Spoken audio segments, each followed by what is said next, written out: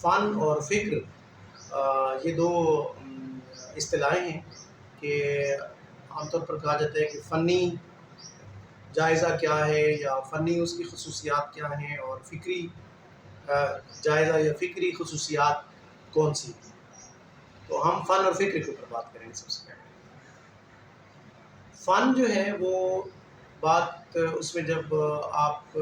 کسی بھی فن پارے کو دیکھتے ہیں تو کچھ پیرامیٹرز ہیں جو اس کو پرکھنے کے لیے بنائے گئے ہیں نقادوں نے. اور اس میں جو سب سے پہلا ہے وہ اگر شاعری کے حوالے سے ہم بات کریں تو اس میں یہ دیکھا جاتا ہے کہ عروض کے اوپر اس کو پرکھا جاتا ہے. اور عروض کا ایک باقاعدہ فن ہے. یعنی اگر آپ غزل کا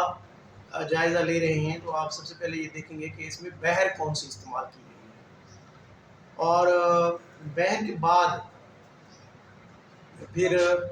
آپ قافیہ اس کا دیکھیں گے اور قافیے کے بعد پھر آپ دیکھیں گے اس کا ردیف. پھر جو پہلا مصرع ہے اسے جو دونوں مصرے جو پہلا شعر ہے جو دونوں مصرے ہیں اس کے وہ ہم قافیہ اور ہم ردیف ہوتے ہیں وہ مطلع کہلاتا ہے. ٹھیک ہے, مطلع کو آپ نے دیکھنا ہے. پھر اس کے بعد ہر شعر کا جو دوسرا مصرع ہوگا وہ مطلع کے ساتھ اس کا قافیہ ملتا جائے گا, وہ ساتھ ساتھ وہی قافیہ اسی یعنی ہم آواز جو الفاظ ہیں قافیہ کی پھر الگ سے تعریف ہوگی تو وہ ہم آواز الفاظ میں اس کے وہ چلتے جائیں گے آگے غزل. پھر اس میں آپ فن میں یہ بھی آتا ہے کہ اس کا ردیف کیا ہے, یعنی قافیے کے بعد جو آتا ہے ردیف وہ. تو اب یہ سارے مل کر بحر ایک مخصوص بحر میں کوئی بھی وہ سلیکٹ کرے گا شاعر, اس کے اندر وہ شاعری کرے گا, پھر اس کے بعد اس کا قافیہ ہوگا, پھر ردیف ہوگا. تو یہ سارے مل کر جو ہے یہ اس کو ترتیب دیتے ہیں ایک شعر کو. اور جو قافیہ کے بارے میں کہا جاتا ہے کہ یہ وہی کام کرتا ہے جو آپ موسیقیت کے اندر, یعنی موسیقیت تو آ گئی اس کے اندر لے اور سر بحر کے اندر, تو یہ جو ضرب کا کام کرتا ہے یعنی جب آپ اس کو قافیہ میں. اور جو ردیف ہے ردیف اس میں پائل کی جو جھنکار ہے اس کا وہ کام کرتا ہے اور وہ پھر اس طریقے سے ایک ردھم اس کے اندر قائم ہو جاتا ہے. اب جب یہ آپ اس کو دیکھیں گے تو پھر آگے چل کر آپ آخری جو اس کا شعر ہے جسے مقطع کہا جاتا ہے, اس مقطع میں شاعر اپنا تخلص استعمال کرتے ہیں تو وہ مقطع کہلائے گا. اگر وہ نہیں اپنا تخلص استعمال کرتا اور ویسے غزل کو ختم کر لیتا ہے تو وہ اس کا ہو جائے گا آخری شعر. اب اس میں یہ بھی کہا جاتا ہے کہ جو غزل یعنی کہی جا رہی ہے اس میں ہر شعر جو ہے وہ اپنی جگہ ایک مکمل مضمون لیے ہوتا ہے. اس کا دوسرے شعر کے ساتھ یا آنے والے اشعار کے ساتھ یا پہلے کا دوسرے کے ساتھ کوئی تعلق نہیں ہوتا. ہو بھی سکتا ہے لیکن وہ شعر جو ہے وہ اپنی معنی جو ہے وہ خود الگ سے وہ بیان کر رہا ہوتا ہے. تو یوں آپ جو ہے اس کے اندر یہ فنی جائزے میں یہ چیزیں آ جاتی ہیں. پھر اس کے بعد ایک اور چیز ہے جو فن میں آتی ہے وہ یہ ہے کہ شاعر کس طریقے سے کون کون سی صنعتیں اس میں استعمال کر رہا ہے. علم بیان کی صنعت اگر اس میں استعمال وہ کر رہا ہے تو اس میں تشبیہ کو کہاں پہ استعمال اس نے کیا ہے, اس کے بعد اس نے استعارہ کہاں پہ استعمال کیا ہے, کنایہ کو کیسے برت رہا ہے, مجاز مرسل کی اس میں وہ آپ نے مثالیں اس میں سے ڈھونڈنی ہیں. تو یہ علم بیان. اس کے بعد پھر علم بدیع ہے کہ اس کو وہ یعنی خوبصورت بنانے کے لیے اس کے اندر جو کلام کے اندر اور جو حسن لے کے آتا ہے تو اس کو بھی ڈھونڈنا کہ کون کون سی اس میں صنعتیں استعمال ہوئی ہیں, جس میں میرات النظیر ہے, جس میں حسن تعلیل ہے, جس میں صنعت تضاد ہے, جس میں صنعت تلمیح ہے. اور یہ ساری چیزیں جو ہیں یہ وہ جب غزل کے اندر لے کے آتا ہے تو اس کو کہا جاتا ہے کہ اس کا فنی جائزہ یہ لیا جا رہا ہے, یہ اس کا فن ہے. تو جب بھی آپ کسی بھی فن پارے کو سامنے رکھیں غزل کے اوپر اگر آپ بات کریں تو غزل ظاہر غزل کے اوپر ہم بات کریں تو غزل کو ان پیرامیٹرز کے تحت جب آپ جانچیں گے تو یہ اس کا ہو جائے گا فنی جائزہ. اور اگر یعنی اس جتنے بھی آپ اس کے حسن کے معیارات قائم کریں گے، اس کی استادی کے بارے میں آپ کوئی حکم لگائیں گے، جب آپ اس کے بہت اچھا یا میڈیاکر یا بری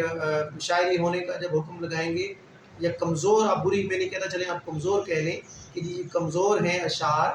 تو وہ پھر آپ ان پیرامیٹرز کو جب سامنے رکھیں گے تو وہ اس میں آپ کہیں گے کہ یہ ہم کر رہے ہیں، اس کا فنی جائزہ لے رہے ہیں. فن میں ایک اور چیز آتی ہے اسلوب، کہ اسلوب میں ظاہر ہے پھر یہی چیزیں آ جاتی ہیں جس میں تشبیہ کا اس نے کتنا استعمال کیا، استعارے کا کتنا کیا، علامتی جو انداز ہے وہ اس نے کہاں تک اختیار کیا، اس کے اندر ابہام کتنا ہے،